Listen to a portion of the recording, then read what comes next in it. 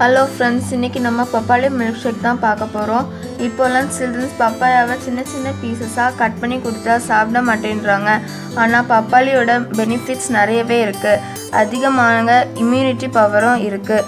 அதே நேரத்தில் vitamin A, vitamin C, vitamin E, anti accident இருக்குது. ஸோ நான் பப்பாயா மில்க் ஷேக்கை தான் பண்ண போகிறேன். நீங்களும் இதே மாதிரி பண்ணி கொடுங்க.